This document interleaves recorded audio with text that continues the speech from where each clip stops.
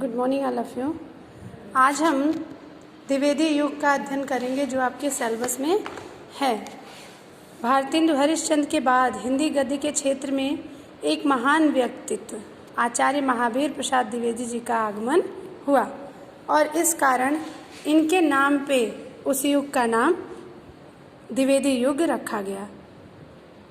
ठीक, हिंदी गद्य के इस युग का नाम द्विवेदी युग का नाम उन्हीं के नाम पे रखा गया। किनके नाम पे? आचार्य महावीर प्रसाद द्विवेदी जी के नाम पे।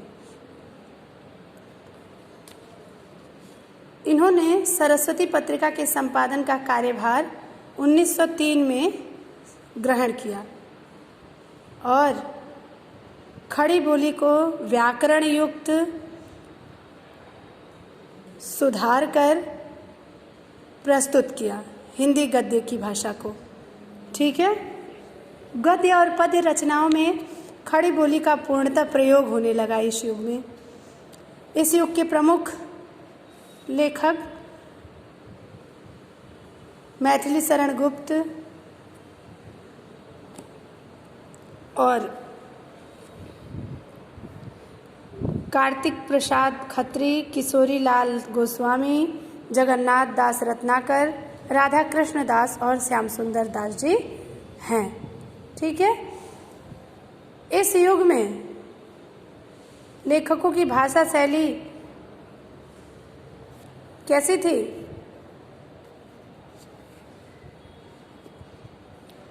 इतिहास के क्षेत्र में, कला के क्षेत्र में, राजनीति के क्षेत्र में, अर्थशास्त्र के क्षेत्र में बहुत सारी रचनाओं को लिखा गया इस युग में। और सरस्वती पत्रिका का संपादन भी इसी युग में हुआ। किसने किया? आचार्य महावीर प्रसाद द्विवेदी जी ने किया। ठीक है, द्विवेदी युग में विभिन्न प्रकार की भाषा शैलियों को जन्म दिया। प्रेमचंद्र, जयशंकर प्रसाद, बाल मुकुंद गुप्त, पदम सिंह शर्मा, रामचंद्र शुक्ल इस युग के प्रमुख लेखक हैं। निबंध के क्षेत्र में स्वयं महावीर प्रसाद द्विवेदी जी ने ही बहुत कुछ लिखा है।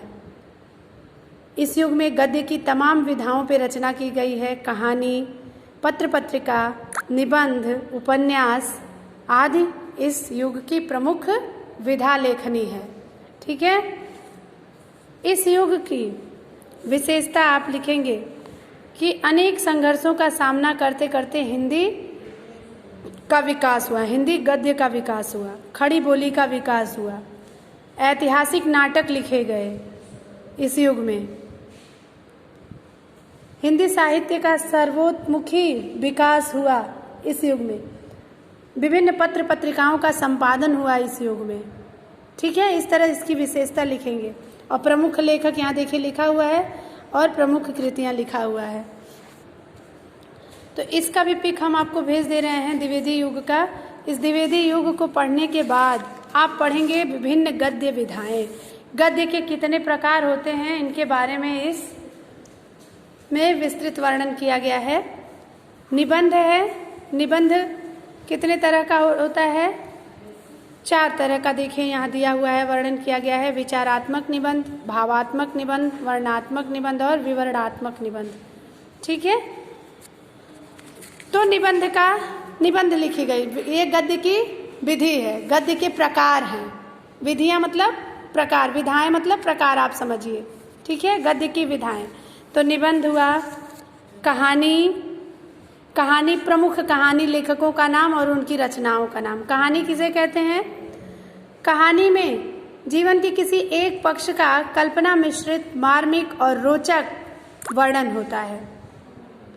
ये आधुनिक साहित्य की सबसे लोकप्रिय विधा है। इसके बाद आइए देखते हैं नाटक। नाटक क्या है कि रंगमंच पे अभिनय द्वारा प्रस्तुत करने की दृष्टि से जिस विषय वस्तु को लेके, किसी भी विषय वस्तु को लेके रंगमंच पे प्रस्तुत करना ही नाटक कहलाता है, पात्रों के माध्यम से।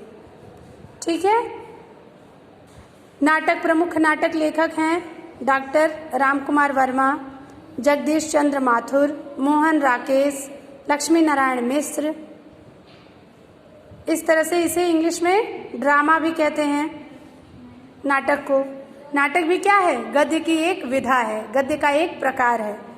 आलोचना, इस तरह से आप एक हेडिंग डालेंगे नाटक और उसके बारे में लिखेंगे। ये सब हम लिख के आपको अभी सेंड करेंगे, परेशान नहीं, ये बस पढ़ने के लिए, आपको समझाने के लिए वीडियो बना के भेज रहे हैं। कि उपन्यास, फिर उपन्यास भी एक विधा है गद्य की। उपन्यास का अर्थ होता है सामने रखना, किसी विषय वस्तु के बारे में उसका पूरा आधारशिला, पूरा वर्णन, सब कुछ आपको सही तरीके से बताना, वो उपन्यास कहलाता है। हिंदी उपन्यास लेखक प्रमुख में प्रेमचंद जी का नाम महत्वपूर्ण है। इनके साथ साथ वृंदावन लाल वर्मा जी भी हैं, पांडे वेचन शर्मा उग्र जी भी हैं उपन्यास लेखक, राम वृक्ष बेनीपुरी जी हैं, जैनेन्द्र कुमार आदि हैं। ठीक है। जीवनी क्या कहलाती है? किसी व्यक्ति विशेष के जीवन से संबंधित उसके पूरे जीवन गाथा का वर्णन, उसके द्वारा किए गए कार्यों का वर्णन, उसे प्राप्त सम्मान का वर्णन, जन्म मरण का स्थान,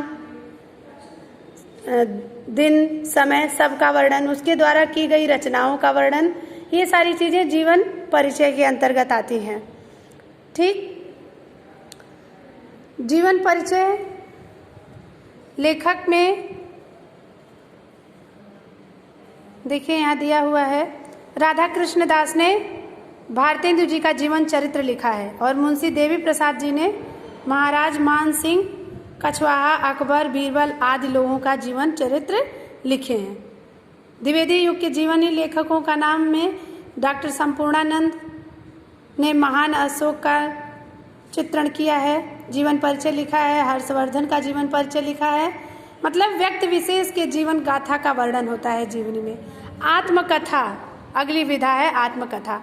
आत्मकथा में लेखक अपने जीवन के अस्मरणीय घटनाओं का, किसी घटना का वर्णन करता है, आत्मा से, अपने आत्मा की बात को कहानी के माध्यम से लिखता है, कहानी बनाकर स्वयं प्रस्तुत करता है, वो आत्मकथा कहलाता है। हिंदी में सर्वप्रथम भक्तमाल में बनारसी लाल जैन ने अर्ध कथा लिखी है, जो इनकी स्वयं की आत्मकथा है। ठीक है। रेखा चित्र, जैसा कि रेखा चित्र रेखा से स्पष्ट होता है कि किसी घटना या स्थान का ऐसा वर्णन कि पाठक सुन के ही उसके मन मस्तिष्क में वो स्थान, वो जगह कल्पना के रूप में उभर जाए, वो रेखा चित्र कहलाता है। ठीक। रेखा चित्र लेखक प्रमुख हैं पंडित पद्म सिंह शर्मा, जिन्होंने पद्म प्रबंध के नाम से रेखा चित्र लिखा है।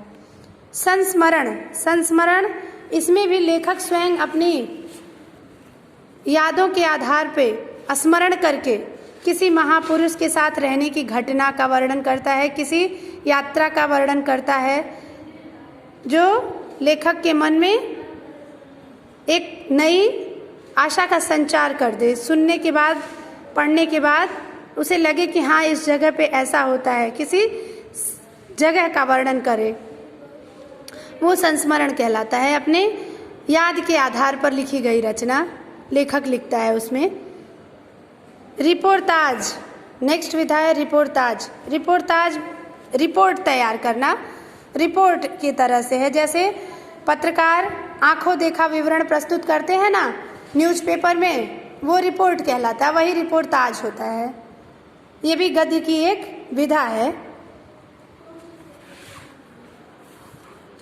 यात्रा साहित्य, वह रचना कहलाती है यात्रा साहित्य जिसमें लेखक किसी स्थान विशेष की यात्रा का वर्णन करता है और अपने अनुभवों को अक्षरशः लिखता है कि मैंने ऐसा अनुभव किया, उस यात्रा में मैं गया तो मुझे ये चीज़ों का सामना करना पड़ा, इन कष्टों को भोगना पड़ा और ये सुख का अनुभव, सारे अनुभवों को एकत्र करके वो यात्रा साहित्य में लिखता है। ये भी एक गद्य की विधा ही है। गद्य काव्य में गद्य भी लिखा रहता है और काव्य भी रहता है, जिसमें पद्य की अपेक्षा अलंकृत और सधा हुआ गद्य लिखा रहता है, जो पढ़ने में तो कविता की तरह लगेगा लेकिन लिखा रहेगा गद्य की तरह। संवेदनशीलता और रसात्मकता होती है इसके अंतर्गत। गद्य और काव्य की बीच की विधा है। इसमें विचारों की अभिव्यक्ति की अपेक्षा भावों का वर्णन होता है, भाव की अभिव्यक्ति देखी जाती है। लेखक अपने भाव को व्यक्त करता है गद्य काव्य में, बताता है कि वो कैसा अनुभव कर रहा है। लेखनी के माध्यम से गद्य की भाषा में लिखा जाता है काव्य। ठीक, इस तरह से ये सारा गद्य का विधा है। अब मैं आपको इन प्रश्नों में से 20 प्रश्न करने के लिए अभी फ़ोटो क्लिक करके भेजूंगी और इस 20 प्रश्न आपको लिखना है। इसके प्रश्न उत्तर आपको लिखने हैं और इसमें से जो समझ में नहीं आएगा वो आप तैयार रखिएगा कॉपी में लिख के, रफ कॉपी में, और जब भी लाइव क्लास हम लेंगे तो आप हमसे पूछ लीजिएगा। ठीक है, धन्यवाद।